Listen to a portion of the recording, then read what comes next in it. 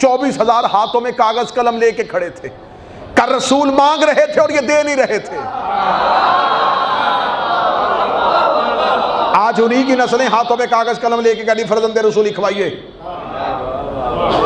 جس سواری پہ میرے 8ویں شہنشاہ بیٹھے تھے، اس سواری پہ اس اماری تھی، اس کے چاروں طرف قیمتی پردے لٹکائے ہوئے تھے، امام اس کے اندر بیٹھے تھے۔ جب سواری کے پیچھے دوڑے، فرزند رسول لکھوائیے، رسول کا واسطہ لکھوائیے، ایک حدیث لکھوا دیجئے، مولا کوئی ایک حدیث دے دیجئے۔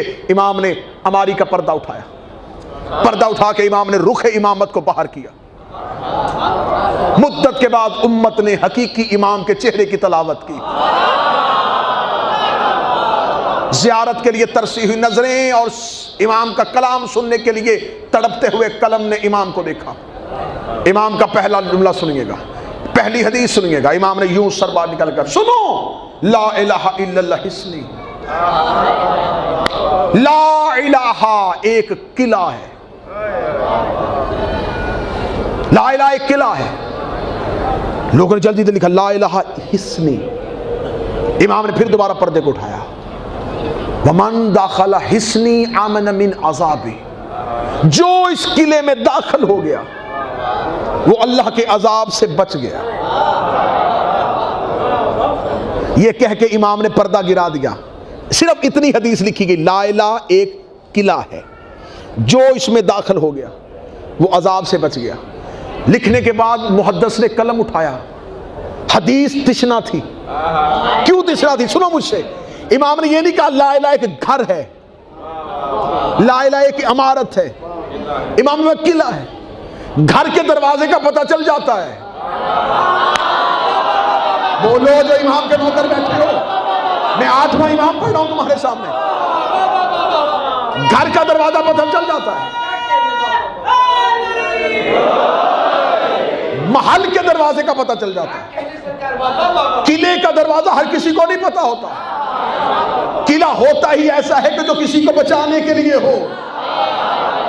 فرمایا لا الہ ایک قلعہ ہے، قلعے کا نام آنا تھا، محدثین نے لکھا لا الہ ایک قلعہ ہے۔ انہوں نے وہیں پہ کاغذ قلم رکھے کہ قلعہ ہے، تو یہ تو بتایا نہیں داخل کہاں سے ہو گئے۔ کہا کہ جو اس میں داخل ہو گیا وہ اللہ کے عذاب سے بچ گیا۔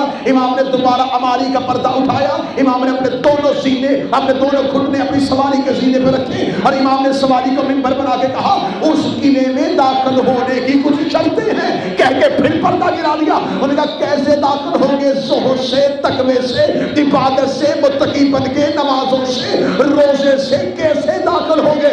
امام نے کہا اس میں داخل ہونے کی کچھ شرطیں ہیں، اور ان شرطوں میں سے ایک شرط عام ہے۔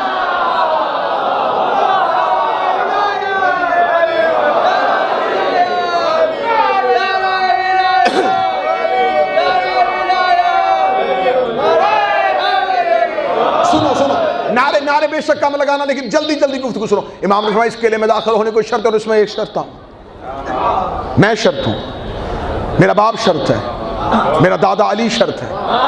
اب جملہ کہہ دوں اگر جگر سنبھالیں، علی ولی اللہ لا الہ کی شرط ہے۔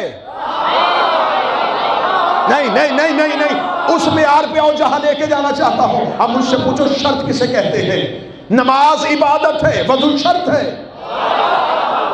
روزہ عبادت ہے، دل کا صاف ہونا شرط ہے، حج عبادت ہے، صفا اور مروہ پہ دوڑنا اور کعبے کے چکر لگانا، حج کرنا یہ شرط ہے۔ اگر کوئی بندہ کہے نماز پڑھوں گا لیکن شرط پوری نہیں کروں گا، روزہ رکھوں گا لیکن شرط پوری نہیں کروں گا، عبادت تب تک ہوتی نہیں جب تک شرط نہ ہو، جب تک وضو نہیں نماز کیسی، جب تک دل صاف نہیں روزہ کیسا، جب تک کعبے کا طواف نہیں تیرا حج کیسا، جب تک میدان جنگ میں گیا نہیں تیرا جہاد کیسا۔ جیسے نماز وضو کے بغیر نہیں ہوتی، لا الہ الا اللہ علی ولی اللہ کے بغیر۔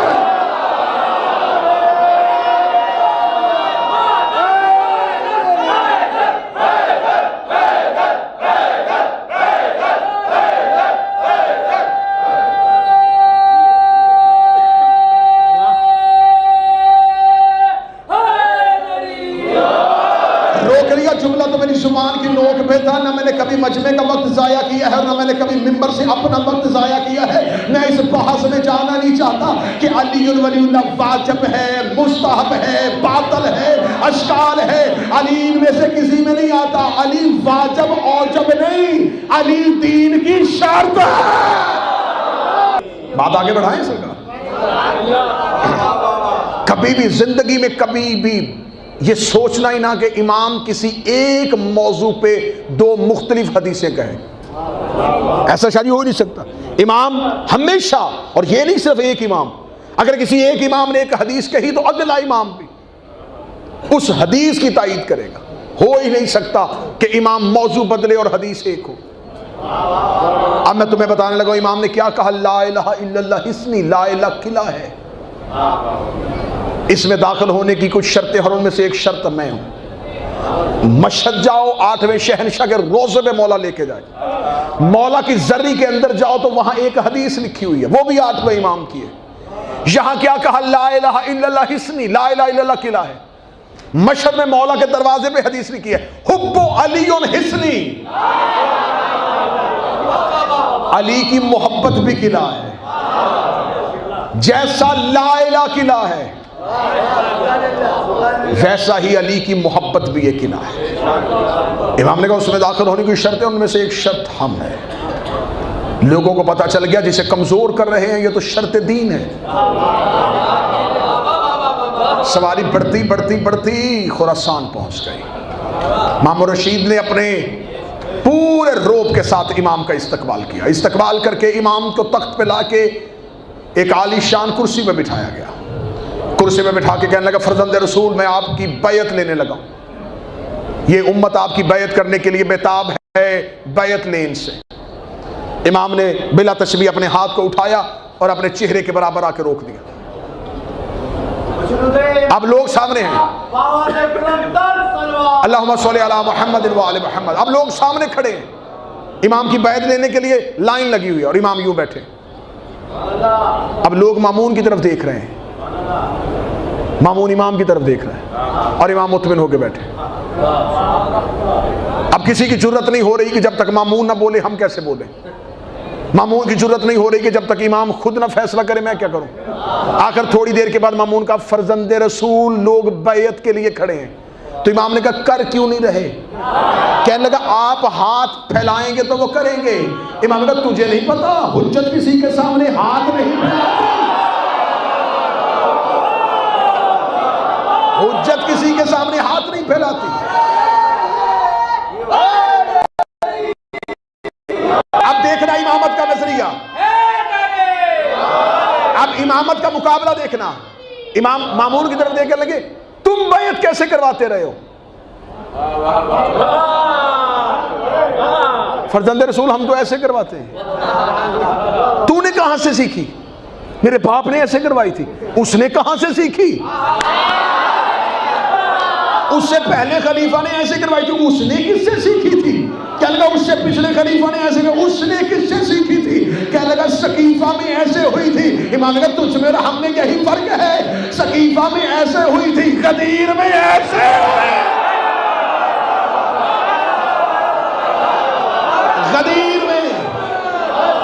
غدیر میں رسول نے علی کا ہاتھ پھیلایا نہیں تھا، اٹھایا تھا۔ مولا نے فرمایا امامت کے ہاتھ بیعت، مولا نے فرمایا امامت کے ہاتھ بیعت ایسے نہیں ہوتی، امامت کے ہاں بیعت ایسے ہوتی ہے۔ لوگ دیکھ گئے اس کا مطلب میرے باپ کی بیعت بھی غلط، ہمارے دادا کی بھی غلط، جو کر گئے وہ غلط کر گئے۔ آخر امت میں ایک ہیجانی کیفیت ہوئی، مامون گھبرا کے کہنے لگا کروانی تو بیعت ہی ہے، چاہے ایسے ہو یا ایسے ہو۔ امام نے کہا ایسے ہو ہی نہیں سکتی۔ اس نے کہا اس کا ذکر قرآن میں کہیں ہے کہ ایسے ہو؟ امام نے کہا بسم اللہ الرحمن الرحیم، ید اللہ فوق ایدیہم، اللہ کا ہاتھ